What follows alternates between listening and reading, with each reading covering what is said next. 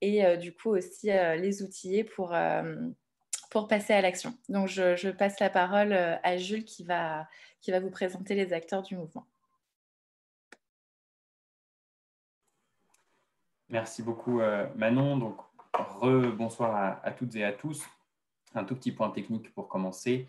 Donc, vous me suivez à la fois sur Zoom et sur Facebook Live. Vous avez la possibilité au cours de la discussion de poser vos questions. On essaiera d'y répondre avec le temps qui nous restera. En tout cas, je ferai en sorte qu'il nous reste du temps à la fin pour y répondre. Donc, par Facebook, simplement en commentaire de la vidéo. Et sur Zoom, avec l'onglet Q&A, enfin, questions et réponses, que vous voyez normalement sur une barre en noir en bas de votre écran. Petite précision, si vous êtes spectateur ou spectatrice de Zoom, c'est bien normal que votre caméra ou votre micro ne soit pas allumé puisque vous êtes en position de spectateur ou spectatrice. Voilà, pour en venir maintenant au sujet qui nous réunit ce soir, donc en finir avec le plastique, utopie ou réalité. C'est un événement qui se déroule à l'issue de la projection d'un film qui s'appelle The Story of Plastic. J'espère que vous avez pu le voir. Si vous n'avez pas pu le voir, je vous le recommande fortement. Dans le cadre de la Semaine européenne de la réduction des déchets. Et donc, ce film porte évidemment sur la question du plastique, la place que le plastique a pris dans nos vies. C'est un film qui a été porté par deux mouvements qui s'appellent Breakthrough from Plastic, qui est un mouvement de plus de 8000 organisations à travers le monde. Peut-être que Moira, tu pourras en parler un peu plus tout à l'heure, parce que Zero Waste France occupe une place importante dans ce mouvement. Et puis The Story of Stuff, qui est donc l'association qui a travaillé justement sur la réalisation de ce film à travers notamment la production de plusieurs petites animations et sur le message et la narration globale. Le sujet qu'on aborde ce soir, c'est un sujet évidemment assez vaste. On va essayer de comprendre pourquoi il faut en finir avec le plastique et surtout, donc s'il faut en finir avec le plastique complètement, pourquoi il faudrait en finir avec le plastique complètement et surtout comment on peut en finir avec le plastique. Pour en parler, on va avoir différentes intervenantes ce soir autour de la table. Donc Manon Puilly que vous avez déjà avec laquelle vous avez déjà pu faire rapidement connaissance, donc qui est coordinatrice de la Maison du Zéro Déchet à Paris. Valentine Cancel, qui est responsable des groupes locaux de Zero Waste France. Moira Tourneur, qui est responsable du plaidoyer à Zero Waste France. Et Diane Beaumenet-Joannet, qui est chargée de plaidoyer et campagne déchets aquatiques chez Surfrider Foundation Europe. Voilà. En finir avec le plastique, c'est une question sur laquelle nous, on s'est penché. Donc, je m'appelle Julie Hébert, je travaille pour la Fondation Heinrich Böll, qui est la fondation écologiste allemande. Nous avons publié en mars 2020 un atlas du plastique qui est disponible gratuitement à l'adresse que vous voyez sur votre écran. Donc, n'hésitez pas à le consulter. Et donc, on a travaillé sur cette question puisque le constat que l'on fait aujourd'hui, c'est que le plastique est omniprésent dans notre vie, qu'elle soit pas seulement à travers les objets que l'on touche, mais aussi à travers tout un tas d'écosystèmes qui nous entourent et même à l'intérieur du corps humain. Et on est aussi à un moment crucial puisqu'on n'a jamais produit autant de plastique qu'aujourd'hui.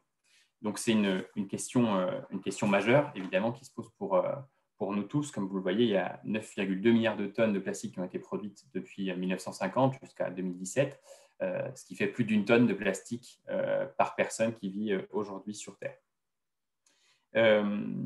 La première chose que je voudrais évoquer avec vous, et notamment avec Diane, c'est de savoir, en fait, quand on parle de pollution plastique, il y a une image qui revient assez régulièrement dans les médias ou dans l'imaginaire collectif, c'est celle des océans. Donc, on a les images très médiatiques des continents de déchets ou ces plages paradisiaques jonchées de déchets. Diane, quelle est l'étendue du problème et finalement, pourquoi trouve-t-on autant de plastique dans les océans? Merci, bonsoir à tous. Alors, vaste sujet, à savoir qu'effectivement, l'image que l'on a, c'est l'image donc des plages jonchées de déchets, mais c'est la face, on va dire, immergée de l'iceberg, puisque en fait, la majorité des déchets, on ne les voit pas, puisqu'ils coulent dans l'océan. Donc, ils se retrouvent au fond de l'océan et ils se dégradent en micro et nanoparticules de plastique. Donc, c'est ça, en fait, l'ampleur de la pollution plastique, c'est qu'on ne la voit pas et que le plastique ne disparaît pas, il devient juste plus petit. Donc, il y a 80% des déchets qu'on retrouve en mer viennent de l'intérieur des terres. Il y a 8 à 12 millions de tonnes de déchets qui arrivent dans l'océan chaque année. Donc, en fait, on produit des déchets qui vont se retrouver dans l'océan. Et une fois qu'ils sont dans l'océan, ces déchets-là, ils vont, sous l'effet des vagues et des UV, se dégrader en micro et nanoparticules de plastique. Ces déchets macro ou micro, ils vont être ingérés par les espèces qui vont mourir d'occlusion intestinale, de faim, etc. Donc, on estime qu'il y a 690 espèces qui sont menacées par la pollution plastique chaque année et qu'il y a 1 million d'oiseaux et 100 000 mammifères marins qui meurent chaque année à cause de la pollution plastique. Donc, il y a un réel impact sur la biodiversité et sur la flore également, puisque ces nanoparticules de plastique peuvent également impacter les coraux. Donc, cette pollution plastique, elle est globale, on en est tous responsables et elle est présente dans tous les milieux. À savoir que sur l'ensemble des déchets qu'on retrouve sur les plages, on s'intéresse particulièrement au plastique parce que 90% des déchets sont du plastique et que ce plastique va avoir également un impact chimique du fait des additifs qui sont présents dans le plastique et il va absorber et relarguer des polluants organiques persistants. Donc, du coup, il y a en fait un impact à la fois chimique et physique sur l'ensemble de la biodiversité et les écosystèmes. Merci beaucoup, Diane. Et du coup, quelle est l'origine en fait du problème? Tu disais, donc il y a 80% des déchets qui viennent de la Terre, finalement. Donc, la Terre, c'est quoi La Terre, exactement? c'est les hommes. Je vais dire 100% des déchets sont d'origine humaine. Il n'y a que les hommes, enfin les humains, qui produisent des déchets. Donc, on est 100% responsable du problème. Et on a, j'ai envie de dire, 100% de la solution entre nos mains également. Donc, c'est l'homme qui produit ces déchets-là et c'est l'homme qui en est responsable. Après, sur les fuites de déchets, il y a plusieurs raisons qui peuvent expliquer qu'il y a des déchets qui se retrouvent dans l'environnement. Soit c'est parce qu'ils ont été jetés par terre, soit c'est par tout ce qui va être défaut ou absence de système de gestion ou de traitement des déchets. Donc, on n'a pas tous des stations d'enfouissement ou d'incinération, même des fuites d'incinération. Et du coup, tout ça se retrouve en fait d'une manière ou d'une autre dans les océans, déversés par les fleuves et les rivières. Les fleuves dans la mer. Pour le public qui nous regarde, je ne sais pas si vous avez vu, il y a souvent, on retrouve de plus en plus sur les trottoirs dans les villes, près des bouches d'égout ou de caniveaux, la mer commence ici, donc justement pour inciter à ne pas jeter ces déchets dans la rue, parce qu'ils risquent d'aboutir sinon jusqu'à nos océans. Merci Diane. L'origine de la pollution marine, donc tu viens de nous le dire Diane, elle est surtout terrestre, mais il se trouve qu'on retrouve aussi du plastique sur Terre, même dans certaines terres agricoles, et le plastique aurait un impact aussi sur le climat. Donc finalement, au-delà de l'océan, quels sont les impacts du plastique sur les sociétés humaines, Moira, notamment sur les écosystèmes? Merci, bonsoir à toutes et à tous. Bah oui, en fait, le plastique, il a effectivement un impact sur le climat. C'est-à-dire que, en fait, quand on parle du plastique, il faut voir quelque chose à 360 degrés. Il y a toute cette pollution aval qu'on peut voir sur Terre, qu'on peut voir dans les océans, mais il y a toute une pollution amont aussi qu'on a peut-être moins en tête, mais qui est pourtant conséquente. Quand on parle d'empreinte carbone, par exemple, on entend souvent dire, bah oui, une bouteille en plastique, c'est moins émetteur de carbone qu'une bouteille en verre parce que c'est moins lourd. Et ça, c'est juste voir un aspect du problème alors qu'il y en a beaucoup d'autres derrière. Le plastique, vous l'avez vu avec le documentaire The Story of Plastic, c'est beaucoup d'extraction de ressources fossiles en amont. 99% des plastiques sont faits à partir de pétrole. Et ça, je ne vous apprendrai rien, c'est une extraction qui est extrêmement polluante et émettrice de gaz à effet de serre notamment. Ce pétrole qui est extrait, ensuite il passe en raffinerie et ensuite il passe à travers toute l'industrie pétrochimique pour produire du plastique. Et au niveau mondial, les produits pétrochimiques représentent le mode de consommation de pétrole qui se développe plus vite à l'heure actuelle. Et les estimations disent qu'en 2030, la production de pétrochimiques représentera 30% de la demande en pétrole et 50% en 2050. C'est énorme. Et ça, vous vous en doutez, ça émet beaucoup de gaz à effet de serre, donc à la fois du dioxyde de carbone, mais aussi du méthane. Et donc, en fait, le plastique, à toutes les étapes de son cycle de vie, il va émettre ces gaz-là au niveau de sa production et ensuite au niveau de sa gestion quand il va il va polluer les écosystèmes comme le disait Diane. Mais si on le traite ensuite, que ce soit par recyclage ou en le brûlant ou en l'enfouissant, il y aura aussi des émissions de gaz à ce moment-là. Ce qui fait qu'actuellement, on va considérer qu'on a à peu près 860 millions de tonnes de CO2 qui sont dues au plastique par an, et ça pourrait atteindre plus de 53 milliards de tonnes à horizon 2050, ce qui est énorme. Et ça encore, ce sont presque des sous-estimations parce que toute cette production du pétrole, on n'a pas forcément des chiffres très documentés sur les impacts que ça peut avoir. Merci Moira. Et le plastique a également des impacts sur la santé humaine. Je crois qu'on en ingère même à travers les aliments que l'on mange. Diane, est-ce que tu peux nous en dire un peu plus là-dessus? Oui, tout à fait. Tout à l'heure, je parlais donc du fait que ces plastiques, une fois qu'ils sont dans l'océan, ils vont se dégrader en micro et nanoparticules de plastique. Donc, c'est également le cas quand on pense au continent de plastique qu'il y a dans l'océan. En réalité, ce n'est pas quelque chose de solide sur lequel on peut marcher, c'est une espèce de soupe de microplastiques. Donc, une accumulation en fait, de plastique à la fois en surface et dans la colonne d'eau. Et en fait, ces plastiques qui vont être ingérés par les espèces vont intégrer la chaîne alimentaire. Et nous, on va en ingérer derrière, mais indirectement. C'est-à-dire que la problématique, c'est que les plastiques vont relarguer des additifs ou des perturbateurs endocriniens qui peuvent également en fait, se retrouver dans notre corps. Et la problématique, elle est là. Après, il y a très peu d'études qui montrent le lien direct entre pollution plastique et impact sur la santé humaine. Par contre, on sait que le plastique relargue des perturbateurs endocriniens. On sait que les perturbateurs endocriniens ont un impact sur la santé humaine. Donc, voilà, il manque, il y a quelques études, mais voilà, il nous manque encore beaucoup d'études pour prouver ce lien direct, parce qu'il y a beaucoup en fait, d'éléments extérieurs qui peuvent causer un impact sur la santé humaine, notamment dans l'eau. En fait, les causes à déterminer sont difficiles à trouver, parce qu'il y a beaucoup de causes indirectes. Mais on sait qu'il y a des impacts certains en fait, sur la santé humaine du fait de cette consommation de plastique indirect en nanoparticules. Donc, on en retrouve partout en fait, des nanoparticules de plastique dans l'air, dans l'eau, dans la nourriture. On a retrouvé au sommet de l'Everest, mais on peut en retrouver dans la bière ou dans nos sels. Donc, on sait qu'en fait, il y a une ingestion de plastique quotidienne et contre lequel en fait, il faut lutter à la source, quoi. Merci Diane. Juste une petite question pour Moira. Lutter à la source, ça veut dire quoi exactement? C'est quoi la première chose qu'il faut faire pour agir sur le plastique? Parce que quand on regarde un peu ce qu'il y a autour de nous, les ordinateurs qu'on utilise sont constitués de plastique. Il y a même des fenêtres qui sont constituées de plastique. Il y a des stylos qui sont en plastique, des emballages. C'est quoi le plus gros problème en fait par rapport à ça? Qu'est-ce qui pose le plus problème dans ces objets ou ces éléments en plastique? Là, du coup, pour lutter contre le plastique, la meilleure chose à faire, c'est de ne pas en consommer, en fait. Enfin, on le dit toujours, le meilleur déchet, c'est celui qu'on ne produit pas, qui n'existe pas. Donc, la meilleure façon de ne pas avoir ce déchet, c'est de l'éviter. Valentine, est-ce que tu pourrais passer à la slide suivante, s'il te plaît, d'ailleurs? Merci beaucoup. Donc oui, c'est éviter le déchet et non pas le recycler. Je vous ai mis une image de geste propre que vous avez certainement tous déjà croisé dans le métro. Il était une fois une bouteille qui aurait pu être recyclée. Changeons la fin de cette histoire. En fait, peut-être voyons les choses à l'envers et disons il était une fois une bouteille qui aurait pu ne pas exister. Et si elle n'existe pas, elle n'a pas besoin d'être recyclée.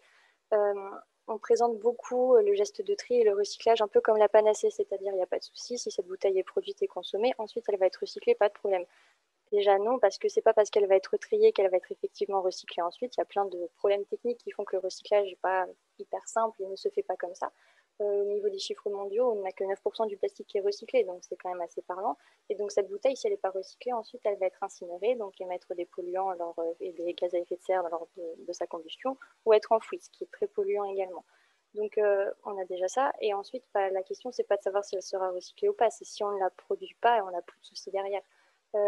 Vous voyez le petit graphique à côté qui présente la hiérarchie des modes de traitement des déchets. Le déchet évité, c'est le déchet qu'on a prévenu en amont, qui n'a pas été produit. Et ensuite, on peut envisager, si on a des produits quand même à utiliser, de passer dans des logiques de réemploi. Donc, par exemple, au niveau des producteurs, ça peut être dans une logique de consigne où, au lieu de mettre sur le marché des emballages à usage unique, on va mettre des emballages qu'on va réemployer derrière. Et effectivement, si le déchet ne peut être évité, là, il faut le traiter et le recyclage peut être une partie de la solution, mais en aucun cas la solution à mettre en avant. Merci Moira. Et effectivement, le recyclage, c'est c'est un peu une image type. On voit beaucoup de grandes entreprises qui promeuvent le recyclage notamment par exemple dans les couloirs du métro à Paris ou ailleurs. On a souvent ces affiches qui incitent au recyclage. Il y a aussi une deuxième solution qui est avancée, puisqu'on a fait le constat de l'étendue du problème. On pourra en reparler dans les questions ensuite. Mais évidemment, l'idée, c'est de ne pas vous laisser avec ce constat rude et sans solution pour en sortir. Une deuxième solution qui est avancée, c'est le bioplastique. Est-ce que c'est une solution miracle par rapport au plastique qui ne serait pas bio, entre guillemets, Diane?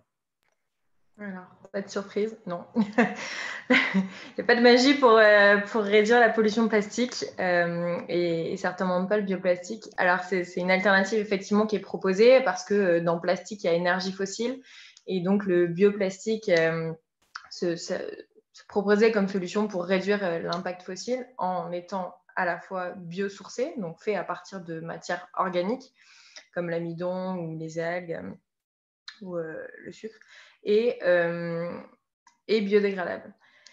C'est-à-dire qu'il serait dégradé par l'effet de micro-organismes dans des conditions particulières. Et la problématique, c'est que en fait, dans ces bioplastiques qui sont présents aujourd'hui, par exemple les sacs de fruits et légumes que vous voyez, les sacs verts en tout cas présents encore en France, sont par exemple en bioplastique ou les sacs pour les biodéchets. C'est qu'on peut retrouver jusqu'à 75% de matières fossiles dans ces bioplastiques, donc ils ne sont pas 100% biosourcés.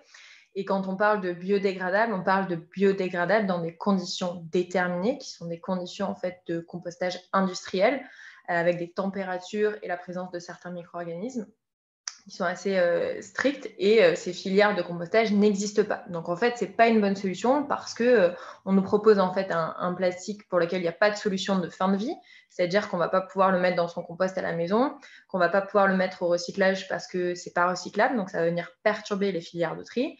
Et du coup, on va le mettre dans notre poubelle conventionnelle et au final, ça va finir incinéré ou enfoui.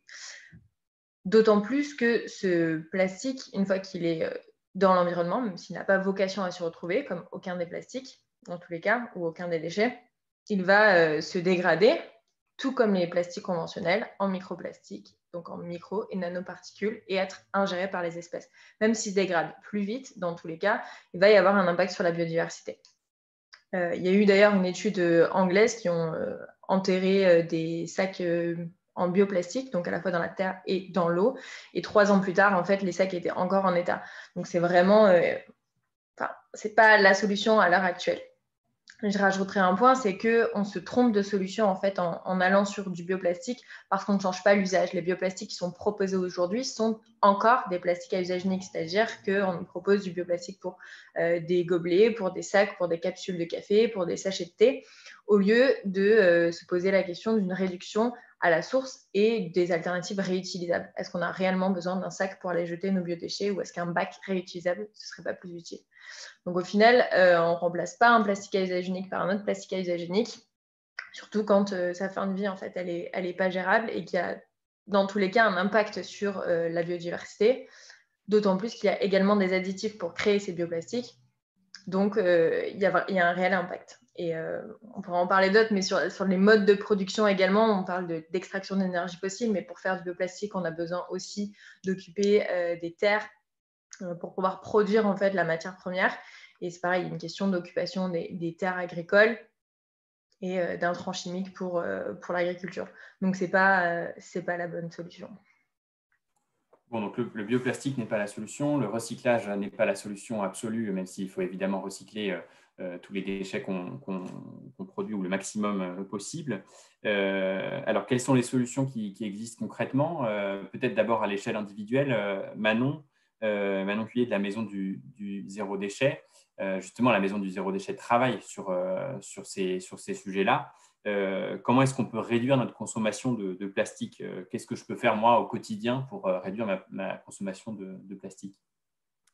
En fait, c'est important de partir du constat qui est qu'en fait, l'emballage représente aujourd'hui le premier secteur utilisateur de matière plastique et consomme 45% de ce plastique. Et la plupart en fait, des plastiques sont produits non pas pour fabriquer des choses dont on a besoin, mais pour emballer des choses dont on a besoin. Donc, en tant que citoyen, en fait, la solution la plus efficace et impactante à adopter pour s'attaquer à la crise du plastique, c'est de tout simplement supprimer les emballages en plastique à usage unique. Et je dirais supprimer l'usage unique tout court, car en fait, on voit qu'un bon nombre d'emballages, même en carton ou métal, contiennent aussi du plastique aujourd'hui. Donc voilà, nous, les premiers gestes qu'on propose qui peuvent être relativement simples à adopter, c'est de commencer par faire ses courses en vrac, donc avec ses sacs en tissu ou des contenants réutilisables, donc si possible en inox ou en verre. Et peut-être auprès de magasins vrac si vous en avez à proximité de chez vous, ou sinon auprès de commerçants de bouche ou sur les marchés où voilà, c'est souvent plus facile d'être fourni des aliments, des produits alimentaires en vrac et non suremballés comme on peut retrouver dans les grandes et moyennes surfaces. Et également, du coup, en tant que société de plus en plus nomade et consommatrice de repas à emporter, on peut aussi s'équiper d'un kit vaisselle réutilisable avec une gourde, un boîte pour les repas, des couverts, pour également éviter tous ces emballages à usage unique qui sont consommés à l'extérieur par le secteur de la restauration rapide. Après, il y a tout ce qui va concerner les autres produits consommables du quotidien, donc dans la salle de bain ou tout ce qui va être relatif aux produits d'entretien. Donc les produits d'hygiène comme le shampoing, le gel douche, le dentifrice sont des produits qui sont tous suremballés dans du plastique, entre autres. Donc là, on peut aussi privilégier les cosmétiques et les produits d'hygiène solides. Et il y a de plus en plus de marques aujourd'hui qui en proposent, dont certaines sont proposées à la Maison du Zéro Déchet. Et les produits d'entretien sont souvent aussi emballés dans énormément de plastique, sont composés pour la plus grande partie d'eau et de produits chimiques et toxiques. Donc pour tout ce qui est produits d'entretien, voilà, il y a des recettes aussi maison qui peuvent être relativement faciles à faire à base de vinaigre blanc, de bicarbonate de soude, de savon de Marseille, voilà, ou sinon privilégier vraiment les alternatives sans emballage en vrac. Et il y a également tous les autres objets et équipements de notre quotidien qui sont fabriqués à partir de plastique. Donc là, la priorité, c'est vraiment de bannir tous les objets et les équipements à usage unique. Donc dans la salle de bain, ça peut être privilégier les rasoirs en inox plutôt que les rasoirs en plastique. Idem pour les brosses à dents, essayer d'opter pour des brosses à dents avec des brosses rechargeables. Et il y a également les protections menstruelles aujourd'hui qui sont extrêmement problématiques car composées également en grande partie de plastique. Donc voilà, privilégier aussi les alternatives réutilisables et lavables. Et donc pour tout le reste des ustensiles et équipements de notre quotidien, on peut aussi essayer d'éviter en fait le plastique en privilégiant tout ce qui va être fabriqué à base d'inox, de verre ou de bois, qui est pour la plupart du temps beaucoup plus durable que le plastique et du coup qui va nous éviter de remplacer plus fréquemment ces objets. Et il y a également énormément de plastique qui reste caché dans nos équipements et produits, que ce soit dans les vêtements, les objets électroniques ou les meubles. Donc là, l'idée, c'est pas de tout jeter et de se débarrasser de tous ces équipements, mais c'est juste d'en être conscient voilà, pour vos prochains achats. Que le plastique reste vraiment omniprésent.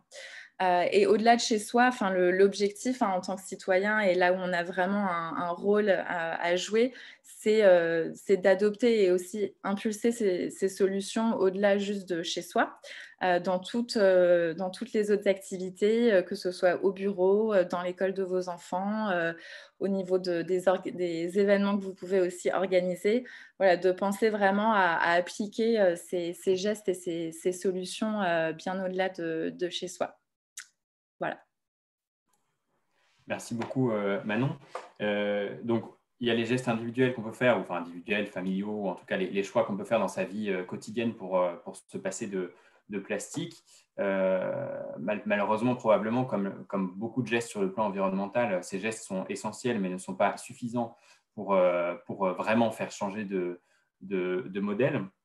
Donc, je voudrais qu'on s'intéresse à d'autres échelles. Qu'est-ce qu'on peut faire à d'autres échelles, sur le plan politique peut-être, justement, à travers des lois, des législations, des règlements, à la fois à l'échelle nationale et même à l'échelle européenne, parce que c'est une question qui se pose aussi à l'échelle européenne sur la politique environnementale. Qu'est-ce qu'on peut faire à ces échelles-là pour agir et stopper ce problème à la source, Moira? Alors oui, effectivement, comme l'a présenté Manon, il y a plein d'actions à faire au niveau individuel, mais souvent cette action individuelle, elle n'est pas suffisante. Et de toute manière, c'est ce qu'on disait tout à l'heure, il y a une responsabilité individuelle, mais il y a aussi une responsabilité collective et d'autres acteurs. En premier lieu desquels les producteurs. Tant que les producteurs ne proposent que des alternatives avec du plastique, c'est difficile de s'orienter vers d'autres modes de consommation. Et du coup, pour permettre à ces producteurs, ou en tout cas les inciter très fortement à faire évoluer leurs pratiques, il y a un rôle des décideurs publics de faire évoluer la législation, la réglementation, pour vraiment initier une trajectoire pour aller dans un bon sens. Donc là, effectivement, ça se fait au niveau national, ça se fait au niveau européen. Et il y a eu plusieurs textes récemment qui sont passés et qui proposent de premières étapes, parce qu'on ne va jamais dire que c'est suffisant, évidemment. Donc, par exemple, en France, on a eu la loi anti-gaspillage qui a été promulguée en février dernier et qui a proposé plusieurs mesures, parmi lesquelles l'interdiction de plusieurs objets en plastique à usage unique. Vous avez certainement entendu parler des interdictions des verres, assiettes et couverts en plastique à usage unique depuis 2020, les interdictions à venir en 2021 pour les touillettes, pour les pailles. Alors ça, ce sont des interdictions qui ont été prévues au niveau européen et qui ont été transposées en droit français. Mais donc là, on avait aussi ce cadre européen qui, à travers une stratégie plastique, a vraiment proposé des mesures. Et la France a proposé des mesures complémentaires. Donc elle a notamment dit qu'à horizon 2040, on voulait arrêter le plastique à usage unique. Et donc pour ce faire, la loi française prévoit des objectifs quinquennaux de réduction, de réemploi et de recyclage du plastique. Et pour vous détailler peut-être quelques autres mesures également, en 2022, les fruits et légumes que vous achèterez en supermarché devront être présentés en vrac. À partir de 2023, tous les restaurants, lorsque vous consommez sur place, devront vous servir dans de la vaisselle réemployable. Donc là, typiquement, c'est un signal envoyé pour tout ce qui est fast-food en disant qu'on arrête l'usage unique qui est très polluant et consomme énormément de ressources. Il y a également eu plusieurs mesures pour réduire les bouteilles en plastique. Donc, par exemple, les établissements recevant du public vont devoir installer des fontaines à eau et n'auront plus le droit de proposer des bouteilles gratuitement. Et du coup, la loi avance, mais c'est souvent un petit pas et il est souvent nécessaire de compléter cette action, en tout cas de la challenger pour aller plus loin parce que ça n'avance jamais assez vite. Merci beaucoup, Moira.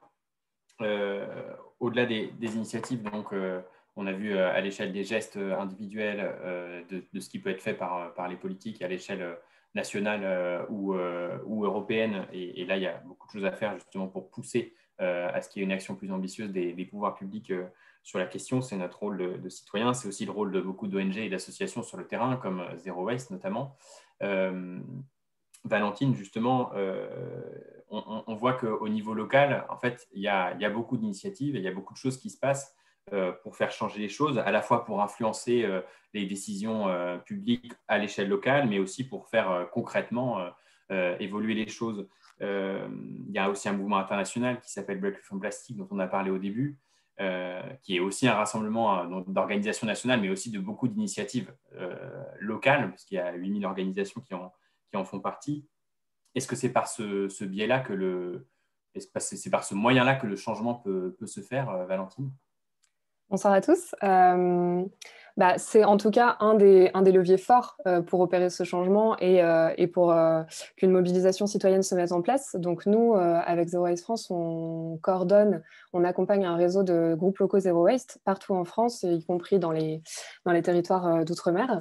À ce jour, en 2020, il y a plus de 114 groupes locaux Zero Waste sur tout le territoire. Le réseau est assez dense, comme vous pouvez le voir sur la carte, avec quand même des zones où on a besoin que les citoyens nous rejoignent. Donc s'il y a des personnes connectées ce soir qui ont envie de monter une initiative locale à nos côtés, on sera là pour les accompagner. Notre rôle, c'est vraiment d'accueillir ces citoyens qui veulent s'engager justement pour la réduction des déchets, du gaspillage sur leur territoire, avec leurs spécificités locales, parce que ce n'est pas les mêmes enjeux si on vit dans une métropole ou si on est dans un territoire, si on vit dans un territoire plus rural. On les accompagne, on les forme et surtout on lance des grandes campagnes d'action et de mobilisation. Les groupes locaux ont aussi un très fort rôle de sensibilisation, en fait reprennent les missions de Zero Waste France, mais à l'échelle locale et territoriale.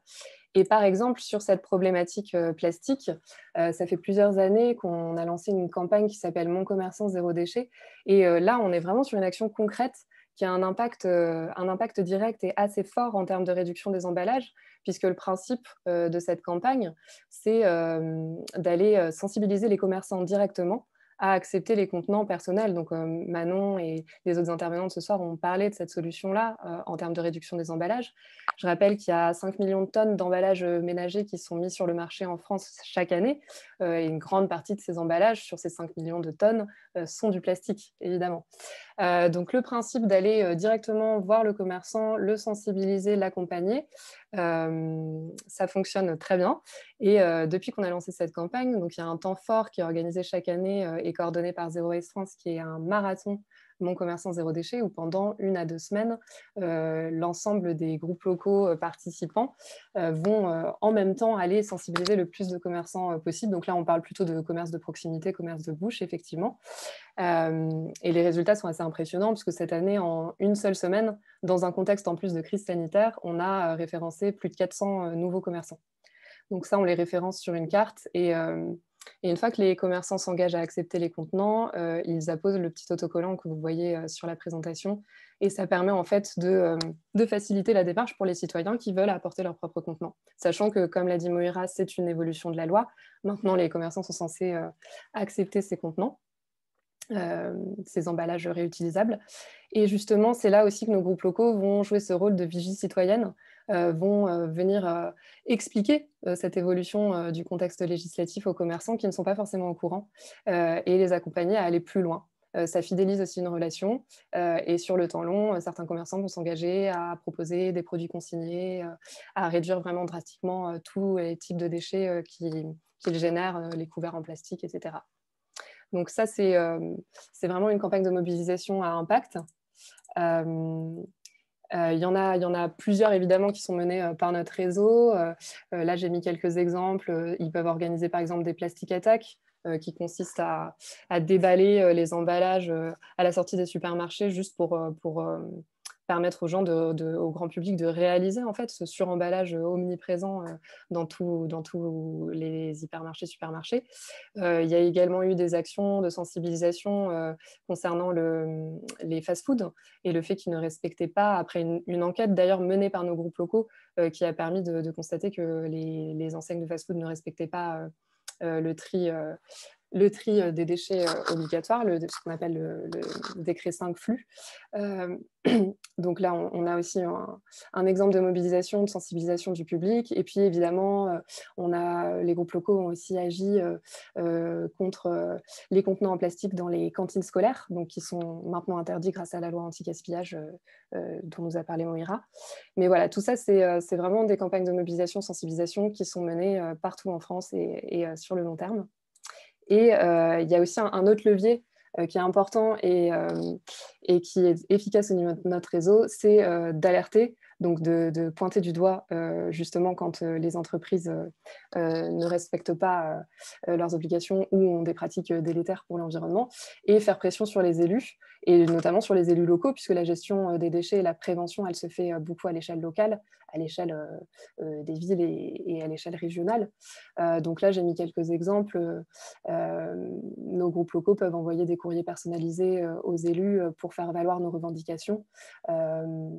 Et par exemple, on a organisé plus de 20 projections de Story of Plastic en avril-mai dernier. Et ces projections étaient suivies justement d'envois massifs de courriers par les participants aux élus pour réclamer des actions concrètes pour la réduction du plastique au niveau des administrations, par exemple. Et pareil, l'autre pouvoir du réseau, comme je le disais, c'est de pouvoir enquêter pour dénoncer. Et j'ai mis là l'exemple d'une pratique qu'on a pu dénoncer grâce à cette force de frappe des groupes locaux qui a été de montrer que certaines enseignes faisaient passer du plastique jetable pour réutilisable, ce qui était totalement fallacieux. Et grâce à leur mobilisation, on a pu avoir plein de citoyens qui se sont mobilisés en même temps et les enseignes ont plié assez vite suite à cette pression citoyenne. Oui, on voit effectivement encore dans certains magasins des sacs en plastique très similaires à ceux qui étaient distribués auparavant et sur lesquels il est écrit réutilisable, ce qui évidemment est un détournement de la législation. Merci beaucoup Valentine. Diane, chez Surfrider, vous avez aussi justement des mobilisations au niveau local. Qu'est-ce que ça apporte au mouvement contre le plastique ? Alors effectivement, c'est intéressant parce que nos bénévoles Surfrider et les bénévoles Zero Waste travaillent beaucoup ensemble. Alors nous, on est une association d'envergure européenne, donc on est présent dans 11 pays européens, et particulièrement en France, puisque notre siège social est à Biarritz. Et on s'appuie beaucoup sur les citoyens qui peuvent avoir un rôle de lanceur d'alerte à travers un programme qu'on appelle Surfrider Coastal Defender. Donc en gros, nous alerter sur des problèmes de pollution sur les littorales. Et après, nous, derrière, on mène l'enquête et en fonction des cas, on peut soit faire des procès à des entreprises qui relarguent des produits chimiques dans la mer, soit arrêter un projet de construction sur le littoral. Donc là, vous pouvez également participer à ça. Et un autre volet de la mobilisation citoyenne que tout le monde connaît très certainement, qui s'appelle les initiatives océanes, qui sont des collectes de déchets participatives, dont l'objectif est à la fois de sensibiliser sur la pollution et sur les déchets, en menant en fait cette action de collecte, mais également de collecter des données sur les déchets, que ce soit sur le littoral ou sur les bords de rivière ou en ville, même à Paris, parce qu'on en organise aussi chaque année. Et avec ces données-là, en fait, on établit un bilan environnemental qui nous permet derrière de, pareil, monter des plaidoyers et aller voir les institutions nationales et européennes avec Zero Waste pour demander des interdictions. Et c'est notamment comme ça qu'on a pu aller interdire les cotons-tiges ou les sacs plastiques ou militer pour les bouteilles. Donc en fait, c'est vraiment ce besoin à la fois de collecter des données pour pouvoir savoir de quoi on parle, en fait, parce que la pollution plastique, c'est une problématique qui aujourd'hui est très connue, qui a pris de l'ampleur ces 5 dernières années. Et ce qui nous a permis de prendre cette ampleur-là, c'est l'accès aux images, c'est le développement des études scientifiques sur le sujet. Et ça ne fait que, à peu près 5 ans, même si on a conscience que la problématique, depuis les années 70, elle est présente. Mais les réelles études scientifiques et les données sur les déchets, on est encore en train de les chercher. Donc, on a besoin aussi d'aller sur le terrain, de collecter ces données-là et après de remonter à la source. Donc, c'est comme ça qu'on a pu aussi déterminer le cas des biomédias, qui sont des camemberts de plastique qu'on retrouve sur les plages, qui sont en fait utilisés dans les stations d'épuration, ou encore des larmes de sirène. Donc, c'est des petites billes en fait, qui sont les granulés de plastique industriel, qu'on retrouve aussi beaucoup sur les plages et qui sont la matière première du plastique. Donc, en fait, c'est comme ça qu'on remonte aussi à la source. Et pour ça, on a besoin de tout le monde. Voilà. Merci beaucoup, Diane. C'est des inventaires qui permettent aussi à certaines associations, si je me souviens bien, aussi d'identifier en fait les marques qui sont à l'origine de ces pollutions. Donc, il y a différents calculs qui sont faits à partir de ça, si je ne me trompe pas. Tout à fait. Donc, chaque année est organisée notamment avec Breakthrough from Plastic, dont on fait également partie, un brand audit. Donc, c'est normalement au mois de septembre, où justement on va collecter les déchets et on va identifier les marques. Et après, il y a un bilan en fait qui établit quels sont les plus gros pollueurs et qui nous permet également d'aller challenger et pointer du doigt la responsabilité de ces entreprises-là. pour pouvoir réduire l'impact de leurs déchets. Et on fait également le pendant sur des collectes spéciales sur les granulés de plastique industriels, donc les pellets. On a sorti un rapport sur les cas de pollution liée à ces granulés de plastique industriels, si vous voulez, si ça vous intéresse. Merci beaucoup, Diane. Je voudrais aussi qu'on prenne un exemple un peu plus concret, même si tous les exemples que vous avez cités sont déjà concrets, et évidemment, l'action sur le terrain, c'est très concret. Justement, Manon, à la Maison du Zéro Déchet, nous a parlé tout à l'heure de comment est-ce qu'on pouvait réduire notre consommation de plastique. Qu'est-ce que vous faites justement à la Maison du Zéro Déchet à Paris? Je sais qu'il y a évidemment tout le monde qui est connecté aujourd'hui n'y a pas forcément accès, surtout dans le contexte actuel. Mais qu'est-ce que vous proposez à la Maison du Zéro Déchet? Oui, alors comme du coup je disais en tout début de conférence en présentant la Maison du Zéro Déchet, donc elle accueille un espace boutique qui propose un certain nombre de produits et d'équipements, soit en vrac ou en contenant consigné, soit des alternatives réutilisables. Donc c'est organisé en différents espaces de vie, avec un coin salle de bain pour tout ce qui va être cosmétique et produits d'hygiène solides ou en contenant consigné. Donc la personne peut ramener du coup en magasin pour que le contenant puisse être lavé et réutilisé. Il y a également l'espace cuisine avec un certain nombre d'objets comme des gourdes, des boîtes en inox, des pailles en inox pour remplacer du coup tous ces objets et ces emballages jetables au quotidien. Donc voilà, c'est vraiment on va dire les produits essentiels à avoir pour réduire ces déchets de manière efficace au quotidien. Il y a également un espace librairie qui propose une sélection d'ouvrages pour enfants et adultes sur les enjeux de la production et de la gestion des déchets, mais également des guides pratiques vraiment pour passer à l'action. Et je dirais le cœur vraiment de notre activité, c'est notre programmation événementielle. Donc, on va organiser plusieurs ateliers pratiques par semaine pour apprendre aux citoyens, citoyennes à fabriquer leur lessive, leur déodorant, leur shampoing, leur savon, aussi apprendre à réparer certains objets. Voilà, pour vraiment transmettre en fait des savoir-faire aux citoyens pour qu'ils puissent être mieux outillés, voilà, pour réduire tous ces déchets du quotidien. Il y a également des conférences, donc ça, on essaye de les faire aussi en partenariat avec d'autres associations. On en a organisé plusieurs avec Surfrider, justement, sur la pollution plastique. Voilà, pour en fait essayer d'informer sur différentes thématiques relatives aux déchets, que ce soit le gaspillage alimentaire, la pollution plastique, comme je viens de le dire, également l'obsolescence programmée, voilà, pour montrer vraiment, décrypter tous les enjeux et toutes les thématiques concernées par le gaspillage des ressources aujourd'hui et la production des déchets. Et l'avantage, le point positif du confinement, c'est que toute cette programmation du coup a basculé en ligne. Donc pour les personnes qui n'habitent pas à Paris ou en région parisienne, peuvent du coup participer à ces ateliers pratiques, ces conférences qui sont organisées actuellement de manière digitale. Voilà. Voilà, donc saisissez cette occasion offerte par le confinement. Il faut voir un petit peu de positif dans ce contexte. Et Manon, il y aura l'adresse tout à l'heure du site internet de la Maison du Zéro Déchet. Peut-être que tu peux la remettre aussi dans le chat pour tout le monde. L'idée de cette conférence était aussi d'avoir un échange avec le public, et vous avez déjà posé pas mal de questions, donc on va essayer d'y répondre.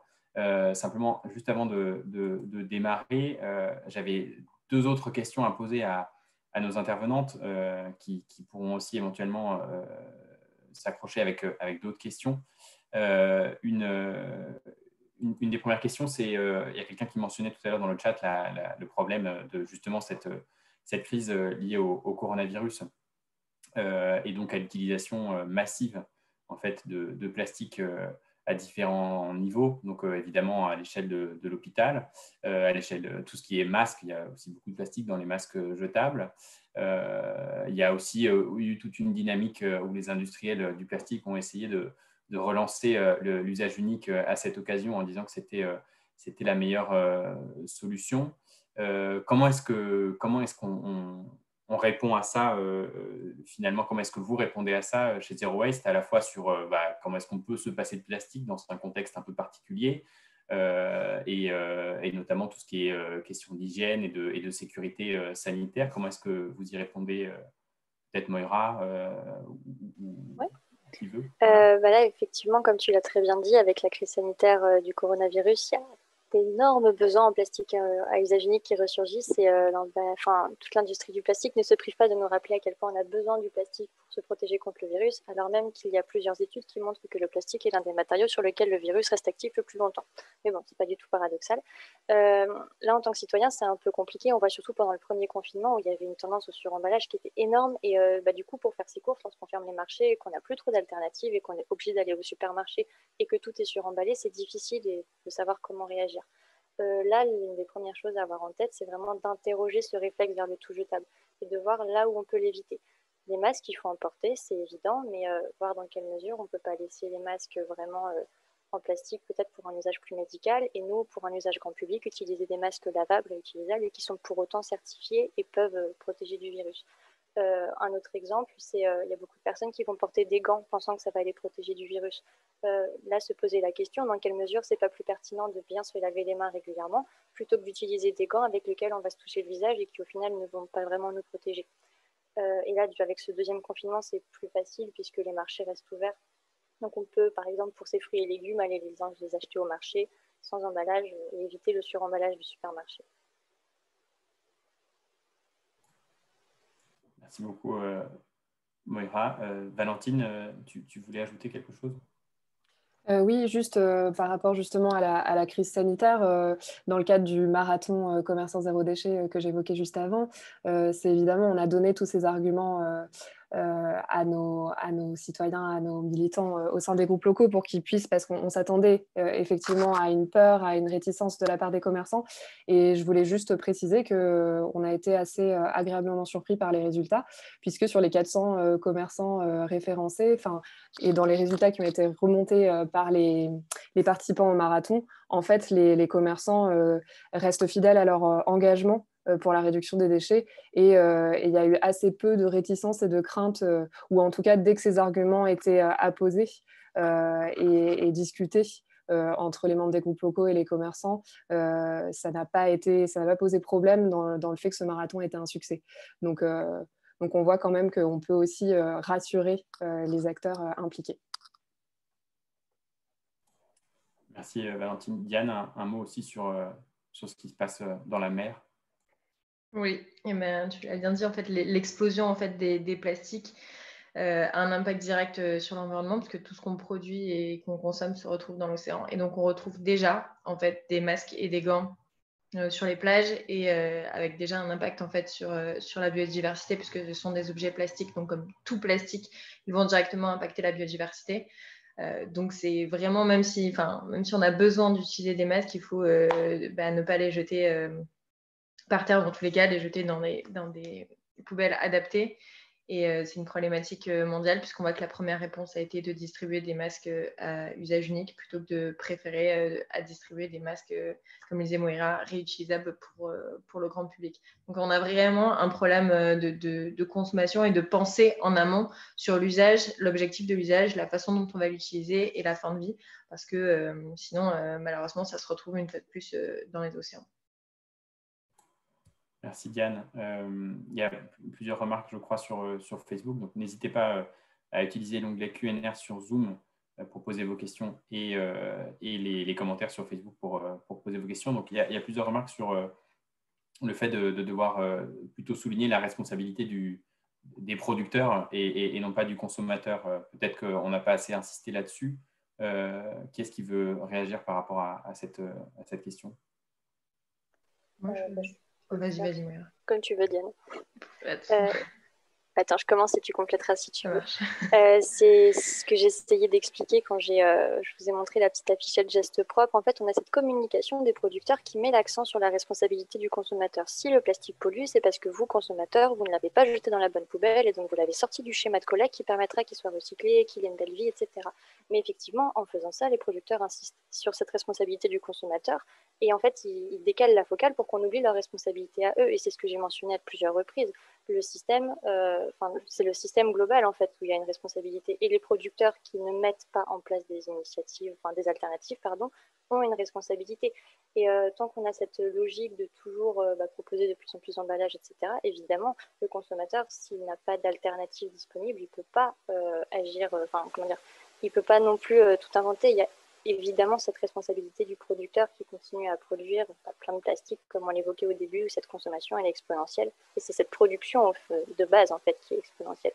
D'ailleurs, le documentaire des Story of Plastic le montre très bien qu'on a cette production qui augmente et donc du coup, les producteurs ils vont exporter dans plein de nouveaux pays pour créer de nouveaux besoins en plastique. Du coup, c'est une boucle infernale où ça ne s'arrête pas et ça part bien évidemment de là. Ouais. Et du coup, pour compléter, c'est vrai que là, on parle beaucoup des solutions en fait consommateurs parce que on s'adresse à vous, donc quelles solutions vous pouvez adopter au quotidien.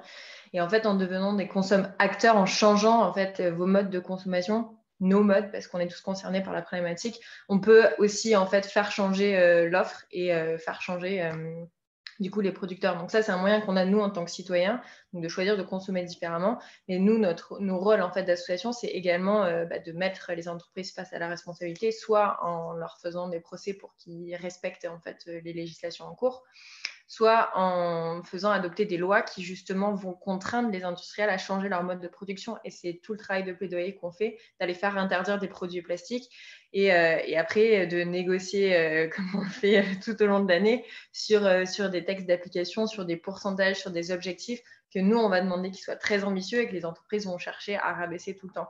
Donc ça, c'est vrai que c'est un peu la face cachée de notre travail. On communique peut-être moins dessus, mais c'est vrai que c'est un travail quotidien des associations. Toutes les associations environnementales sont mobilisées pour mettre les entreprises face à leurs responsabilités. Et après, c'est aussi un problème de communication, c'est-à-dire que la communication des entreprises est hyper importante. Donc, il y a un marketing énorme pour consommer. Et c'est vrai qu'on est un peu moins présent quand on dit il faut consommer différemment, consommer moins et produire différemment. Mais au contraire, je dirais qu'il y a plein de petites entreprises qui proposent des alternatives qui sont en train de monter, en fait, qui sont en train de se monter en local, qui proposent de produire différemment. Et donc, les solutions, elles existent. Il faut juste les mettre en lumière. Et vous, nous, en consommant différemment, on peut aussi participer à les mettre en lumière. Peut-être un exemple qui est assez parlant à ce sujet, c'est la consommation en vrac qui, il y a quelques années, était vraiment toute petite. Et comme il y a cette demande des consommateurs qui augmente, il y a de plus en plus aussi de producteurs qui s'y mettent et d'enseignes qui ouvrent. Donc ça reste petit par rapport au supermarché, mais ça a vocation à évoluer et ça, c'est un bon signe déjà. Et un deuxième exemple qui est intéressant, Vas-y, c'est par exemple le développement d'une filière de collecte des mégots. C'est-à-dire que pendant très longtemps, effectivement, la personne qui jette son mégot par terre est responsable de la pollution liée au mégot, en tout cas de ça, mais sauf que ce qui pollue dans un mégot, c'est le filtre qui est en plastique et ce sont aussi les 2500 substances chimiques et toxiques qu'il y a à l'intérieur et qui, elles, proviennent en fait des cigarettiers. Et donc, pour la première fois, on va créer une filière qui va faire payer l'industrie du tabac pour la gestion des mégots. C'est-à-dire que pour la première fois, ils vont devoir contribuer en fait à la pollution que eux ils produisent. Donc ça, c'est aussi une avancée. Donc ça met du temps, mais ça avance petit à petit. Oui, c'est aussi l'occasion de rappeler que même si évidemment la responsabilité n'est pas seulement celle de la personne qui jette ce mégot, mais jeter un mégot, c'est tout aussi grave que de jeter une canette ou une bouteille en plastique. C'est quelque chose qui pollue énormément et on ne l'imagine pas forcément. On n'imagine pas forcément à quel point. Une question donc, qui est liée à tout ça de Stéphane sur Facebook. Est-ce qu'on a les moyens d'empêcher les industriels de produire les tonnes d'emballages qui sont produites et qui va avec une autre question de ma part.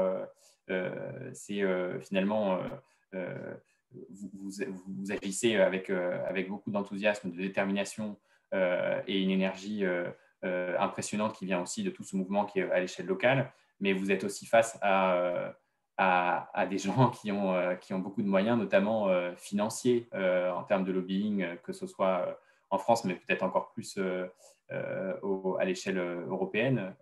Diane ou Moira ou quelqu'un d'autre, si vous voulez réagir par rapport à cette question. Moi, je veux bien, et Moira, tu complètes. Non, je dirais que on a les moyens. En fait, c'est un travail collectif de faire changer les industriels. C'est-à-dire que la problématique, en tout cas la question environnementale, le critère environnemental est en train de prendre de plus en plus d'ampleur. Donc les moyens, c'est le cadre législatif pour les inciter à changer. C'est les financements qu'il faut changer aussi, arrêter de subventionner les énergies fossiles et les industries plastiques et subventionner plutôt les entreprises qui produisent du réutilisable ou créer des laveuses pour développer la consigne, par exemple. Donc, c'est vraiment ces leviers-là, à la fois politiques, législatifs et financiers, qu'il faut avoir. Mais notre levier, en fait, nous, en tant que citoyens, il est hyper présent parce que c'est aussi la volonté des citoyens qui a fait que la problématique environnementale est une problématique clé auquel les gouvernements, parce que c'est aussi le cas au niveau européen, sont obligés d'y répondre. Et il y a une mobilisation non pas seulement locale, mais aussi nationale, européenne et internationale, puisqu'on se pose la question d'un traité international sur le plastique. Donc les moyens, ils sont en place, mais ils mettent du temps en fait à se développer parce qu'il y a des questions aussi économiques qui sont très importantes. Les industries qui sont derrière tout ça ont un poids dans l'économie française ou dans l'économie européenne, et les faire changer, c'est aussi appeler à un changement de modèle économique. Et ça prend du temps parce que ça a des questions politiques derrière, donc ça prend un peu de temps. Et effectivement, comme ils ont beaucoup d'argent, ils ont beaucoup de gens qui poussent pour leurs idées dans tous les cercles dans lesquels on est. Et on est une personne par asso, quand eux, ils sont 10 par entreprise. Donc, on est un peu sur tous les fronts en même temps. Mais ça reste un travail qui en vaut la peine quand on sait qu'on a connaissance du problème et on a la capacité de partager le message et de faire changer les choses. Donc, on y met effectivement toute notre énergie, même si ce n'est pas facile tous les jours vu les discours qu'on entend. Pour compléter, en tant que citoyen, on a les moyens d'agir, même si on a l'impression que c'est juste une goutte dans l'océan. Il y a plusieurs leviers. Le premier, qui est peut-être le plus évident, c'est de soutenir des associations qui, elles, vont avoir des personnes qui vont vraiment pouvoir se consacrer à ça. Donc, Surfrider, Zero Waste, où on est une personne qui s'occupe du plaidoyer et qui peut aller écouter les discours des industriels et essayer de les challenger. Donc, les soutenir, c'est déjà une étape. Mais même en tant que citoyen, Valentine l'expliquait, on peut solliciter ses élus à travers des courriers, et c'est un droit qu'on a en tant que citoyen. On vote pour ces personnes, donc on a le droit de dire derrière, on attend des actions concrètes et donc de leur demander ça. Il y a toutes les actions aussi qu'on peut faire à travers les réseaux sociaux. Sur la slide que vous voyez, Valentine a expliqué qu'à Zero Waste, on avait dénoncé le fait qu'il y avait des objets à usage unique, donc les gobelets, etc., qui étaient présentés comme réutilisables. On l'a fait en tant qu'association, mais ça, c'est aussi quelque chose que des citoyens peuvent faire. Et si plusieurs citoyens vont dénoncer ça sur les réseaux sociaux, le name and shame, ça fonctionne. Les marques n'aiment pas du tout ça parce que c'est un très mauvais argument marketing pour elles. Donc, il y a ce pouvoir du consommateur, comme disait Diane aussi, qui peut faire changer les pratiques. S'il va acheter en vrac, des entreprises vont se dire, du coup, si tout le monde achète en vrac, il faut qu'on s'y mette. Et si elles font des mauvaises choses, les rappeler à l'ordre, c'est aussi un moyen de faire pression sur elles. Et je rajoute, Pardon, vas-y. Juste pour rebondir sur ce que vient de dire Moira, sur ce qui est de s'engager en tant que citoyen, on vous invite aussi largement à nous rejoindre, à rejoindre les antennes locales Surfrider, à rejoindre les groupes locaux Zero Waste, à monter des antennes, parce que nous, après, comme je l'ai dit, on opère tout ce travail pour vous aider à créer ces groupes locaux, et vous allez vraiment trouver d'autres personnes investies sur ces sujets, et ça donne de la force aussi, et c'est important justement pour nos mouvements militants. Et on l'a vu avec le documentaire, on s'inscrit vraiment dans cette dimension européenne, internationale, et c'est ça qui nous donne l'énergie aussi.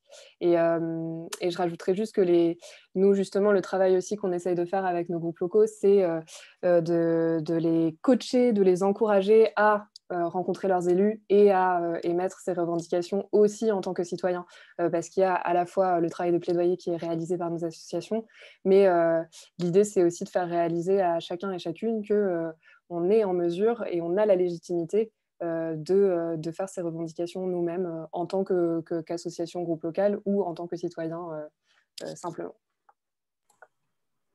Il y a qu'au-delà du pouvoir du consommateur, il y a aussi de la consommatrice, il y a un pouvoir de citoyen, citoyenne et d'électeurs, d'électrices par ailleurs aussi, parce que les politiques sont élus par nous. Donc, c'est aussi un des moyens de faire changer les choses, de s'adresser aux élus pour faire changer les programmes et puis de voter pour les programmes qui permettent de faire changer ces choses-là.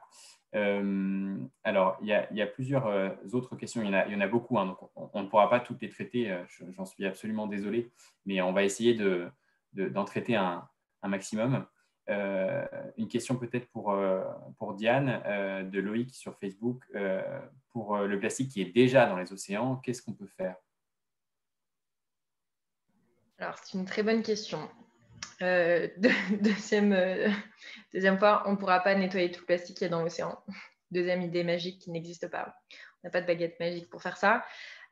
Donc, c'est très difficile en fait de retirer le plastique qui est dans l'océan parce que, comme je l'ai dit tout à l'heure, il va se dégrader en micro et nanoparticules de plastique et on n'a pas de filtre à microplastique tout simplement, qui serait capable de séparer le plancton, le microplancton du microplastique parce qu'on retrouve des nanoparticules de plastique dans le plancton. Donc, c'est très triste à dire, mais retirer le plastique qui est déjà présent dans l'océan, c'est impossible. On pourrait retirer ce qui flotte à la limite, mais le plastique qui flotte, ça représente 1% de la pollution plastique de l'océan. Donc c'est curatif. Mais ce qu'il faut réellement faire, c'est réduire à la source, couper le robinet en fait, de plastique pour empêcher les plastiques d'arriver dans l'océan. Donc, c'est vraiment à terre qu'il faut mettre en place toutes les solutions. Alors, une des solutions qui est mise à terre, justement, il y a des expérimentations, c'est des filets à la sortie des évacuations des égouts pour retenir les macro-déchets. Mais ça retient donc que les gros déchets et pas les plus petits. Donc, c'est vraiment une réduction à la source pour limiter toutes les fuites de plastique dans l'environnement et une optimisation de nos modes de gestion et de traitement des déchets à l'échelle internationale qu'il faudrait mettre en place réellement pour arrêter de mettre des déchets dans l'océan. Alors, plusieurs autres questions. Pardon, j'essaye de retrouver les différentes questions qui ont été posées. Oui, voilà, une question sur la consigne. Effectivement, c'est une question qui est posée assez régulièrement. Il y a des pays européens qui pratiquent encore cette consigne. Et donc, il y a quelqu'un qui demande, pensez-vous qu'il serait possible de mettre en place un système de consigne dans les grandes surfaces pour juste faire un petit crochet par l'Allemagne, puisque je travaille pour une fondation écologiste allemande.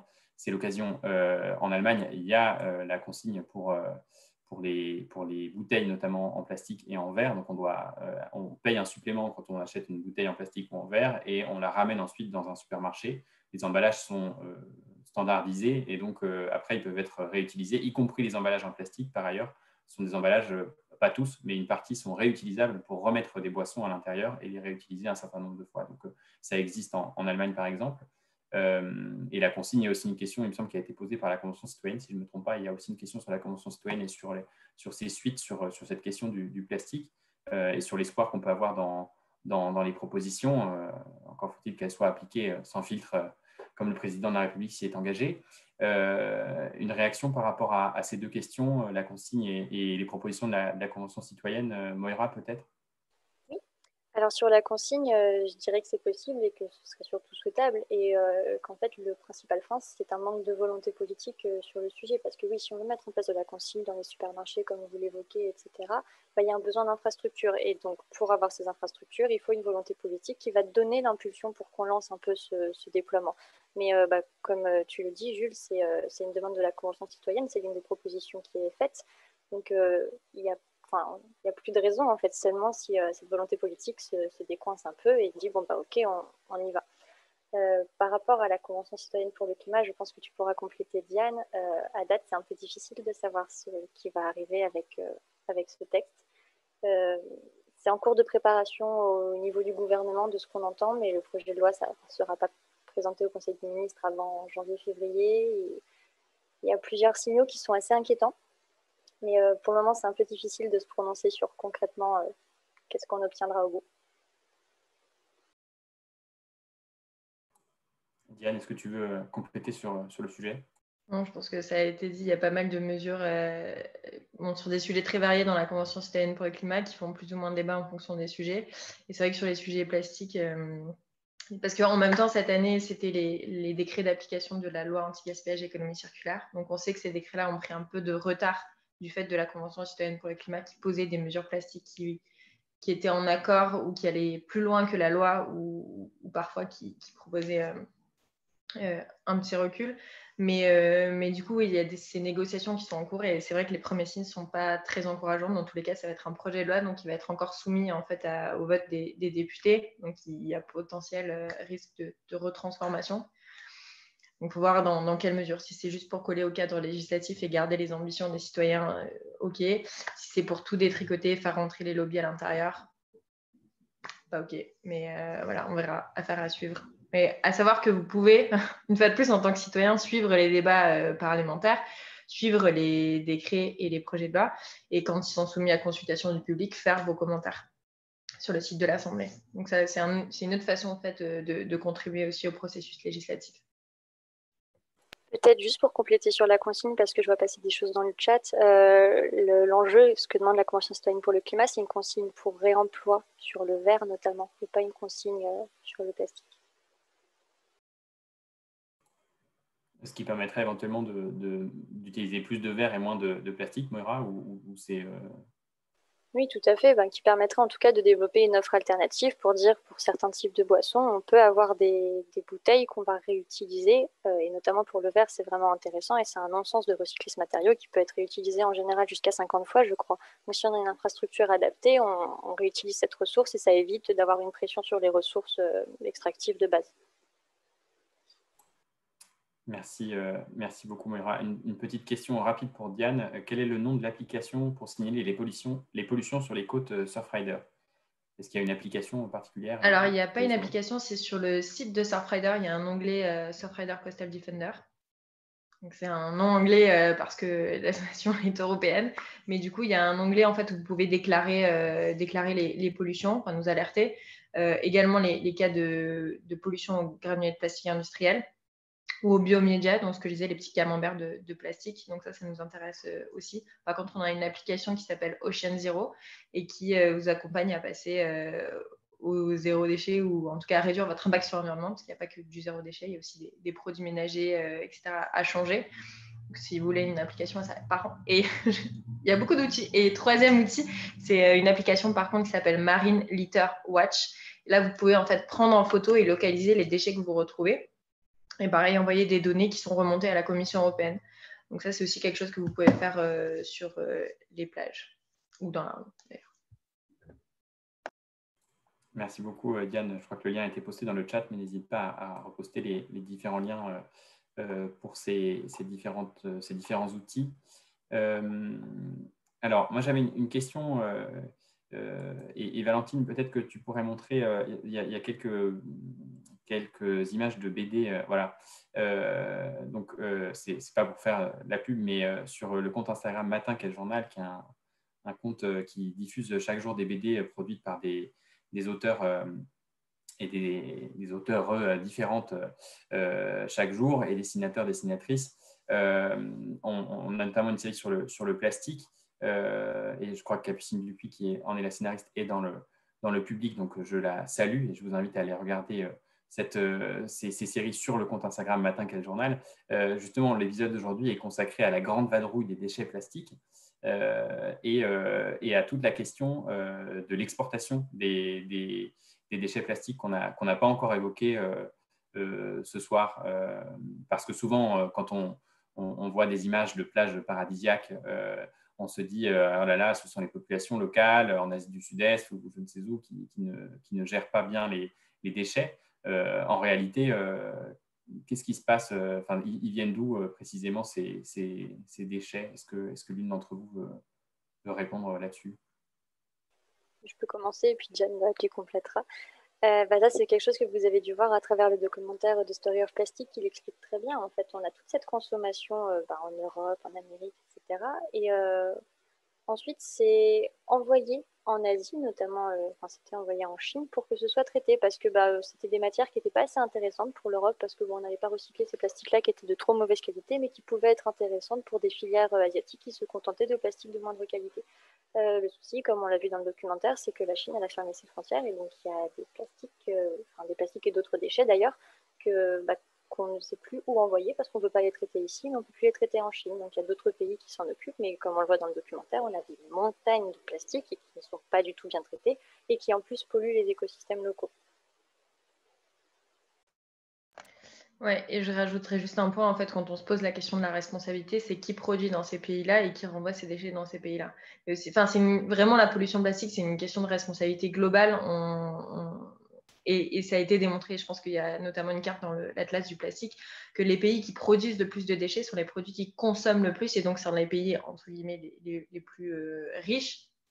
Et donc, c'est pas forcément des petites îles perdues des petites îles du Pacifique en tout cas, qui vont racheter ça et qui ne sont pas en capacité de les traiter. Donc, il y a un réel problème en tout cas de trafic des déchets par la responsabilité de nombreux pays européens et qui est en train d'être remise en question. Et le problème, c'est que quand les pays asiatiques ont décidé de dire stop en fait à ces conteneurs de déchets, il y a des ouvertures potentielles sur l'Europe de l'Est. Et ça, c'est aussi un problème, quoi. C'est au lieu de réfléchir à comment traiter nos déchets ou arrêter de produire des déchets qu'on n'est pas capable de recycler, c'est réfléchir à qui on voudra bien, quoi. Donc, on fait que décaler le problème au lieu de, une fois de plus, essayer de chercher des solutions à la source en changeant en fait nos modes de production et en évitant des combinaisons de résines ou de matériaux qui sont pas recyclables parce que techniquement c'est trop compliqué ou parce que économiquement c'est pas rentable. Merci beaucoup. On va prendre encore 2 petites questions et puis on va clôturer. Alors, j'en vois une notamment qui questionne les usages du plastique en fait aujourd'hui dans la société. Y a-t-il des démarches pour limiter l'utilisation de plastique au sein des entreprises fabriquant des modules électroniques, par exemple, où la quantité de plastique est gigantesque? Donc, ça pose la question en fait des types d'usage du plastique, puisque le plastique est aussi utilisé dans les avions, ce qui est évidemment un mauvais exemple sur le plan écologique, mais dans les voitures, ce qui est aussi un mauvais exemple sur le plan écologique, mais par exemple dans les voitures électriques, dans beaucoup d'éléments de la vie quotidienne, nos ordinateurs, nos portables, il y a du plastique. Au-delà donc de la question de l'usage unique, comment est-ce qu'on peut agir là-dessus et comment est-ce qu'on peut agir là-dessus qui est-ce qui veut répondre? Moira? Du coup, par rapport à la première question, en fait, cette question, elle en soulève une autre. C'est du coup ces entreprises qui vont utiliser plein de plastique pour emballer leurs micromodules. Le problème, c'est pourquoi elles font ça? Parce que le plastique, c'est une matière qui est pas chère et qui, du coup, c'est plus facile pour une entreprise de dire je vais tout emballer dans du plastique comme c'est moins cher. Et donc là, il y a vraiment une question qui se pose derrière sur le coût du plastique qui n'intègre pas toutes ces externalités environnementales dont on parle depuis le début de la conférence et que le documentaire montrait très bien. Donc il y avait ce premier point et j'ai oublié la deuxième question. Si tu peux juste la répéter. Oui, pardon. Alors, attends, j'essaie de la... Oui, c'était la question, voilà, comment est-ce qu'on peut réduire les usages du plastique autres que l'usage unique, donc tout ce qui est électronique, tout ce qui est, tous les usages en fait qu'on a dans la vie quotidienne. Est-ce qu'il y a des gens qui entrevoient des solutions par rapport à... Oui, tout à fait. Là, déjà, il y a pour certains usages, il y a ce que disait Manon, essayer de privilégier des matériaux plus durables. Et ensuite, il y a des choses sur lesquelles on ne peut pas se passer de plastique. Et dans ce cas-là, la logique, c'est vraiment d'aller vers le réemploi et nous, à notre échelle, la réutilisation. Un portable qui a été produit et qui en plus a consommé en plus de plastique beaucoup de métaux rares, etc. Au lieu d'en acheter un neuf parce que Apple fait la promotion de son dernier iPhone qui est super, et plutôt se tourner vers du reconditionné où là on va permettre à cet objet de rentrer dans un nouveau cycle de vie. Et donc on va prolonger l'utilisation de ces ressources au final. Et ça évitera de faire pression en amont pour produire du neuf derrière. Peut-être juste pour compléter, il y a effectivement des objectifs nationaux de réduction qui vont être mis en place. Et ce qui est intéressant pour nous, c'est de pousser pour que ce ne soit pas que sur les emballages, mais que ce soit également en fait dans la production. Donc il y a des engagements, on parlait des voitures ou des avions qui cherchent à avoir de plus en plus de plastique recyclé à l'intérieur de leurs produits pour réutiliser une matière première, mais qui sont également en train de se poser la question effectivement de quels matériaux alternatifs ils vont pouvoir utiliser si ce n'est pas du plastique. Et pourquoi? Donc après, ça revient plus à des questions très techniques. On parle beaucoup des emballages parce que c'est ce qu'on retrouve le plus sur les plages et qu'on n'est pas capable de traiter, etc. Mais effectivement, il y a tous ces autres utilisations du plastique qui sont mis en question sur les modes de production. Et on a beaucoup de retard sur la R&D pour essayer de trouver des matériaux alternatifs qui soient éco-conçus et qui aient une fin de vie qui soit respectable. Mais c'est en cours, j'ai envie de dire. En tout cas, il y a une dynamique, c'est sûr qu'il y a une dynamique de prise de conscience de la part de l'ensemble des entreprises et les lois et les citoyens les mettent de plus en plus face à leurs responsabilités vis-à-vis de ça. Donc ça avance doucement. Merci beaucoup. Je vois qu'il y a encore plein d'autres questions et on pourrait continuer pendant très longtemps, mais on est vendredi soir et je voudrais aussi nous libérer et libérer les intervenantes de ce soir et vous permettre à tous de passer aussi une bonne soirée. Donc, merci beaucoup à l'ensemble des organisations présentes, merci à l'ensemble des intervenantes. C'était donc un webinaire organisé par Zero Waste France, la maison du zéro déchet avec Surfrider Foundation Europe et la Fondation Heinrich Böll.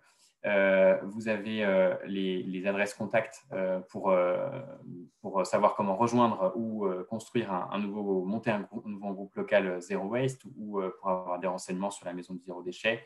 Je vous ai mis aussi le lien vers la Fondation Heinrich Böll. Diane vous a mis aussi les liens vers les différents outils de Surfrider sur les sujets qu'on a évoqués ce soir. Vous pouvez encore regarder le film, idem, le lien a été posté dans le chat, donc n'hésitez pas, je vous le recommande vraiment chaudement. Voilà, et donc merci encore à tous et à toutes, merci à vous de nous avoir suivis et écoutés. On a vu donc que le plastique était évidemment un problème omniprésent dans nos vies et dans nos écosystèmes. Mais on a vu aussi ce soir qu'il y avait beaucoup de solutions, à la fois à l'échelle individuelle, à l'échelle collective, que ce soit par le biais d'associations, d'ONG, d'initiatives locales. Il y a aussi des startups qui se montent sur ces sujets-là à l'échelle locale. On n'a pas beaucoup parlé, mais il y a aussi plein d'exemples que vous pouvez retrouver sur l'ensemble de nos sites. Et puis, chose très importante, il est aussi possible de se mobiliser pour faire changer les politiques sur ces sujets, à la fois les élus locaux, mais aussi les politiques nationales ou européennes en se mobilisant. Ça a aussi abouti à ce que l'Europe soit beaucoup plus ambitieuse sur cette question du plastique. Donc, on peut faire changer les choses, chacun à l'échelle individuelle, mais aussi en s'alliant et en militant collectivement pour ces solutions. Je pense que c'est un peu le message important à retenir de ce soir. Voilà. Et donc, je vous souhaite à tous et à toutes une très bonne soirée encore. Merci à tous, bonne soirée. Merci beaucoup. Merci à toutes et tous, bonne soirée.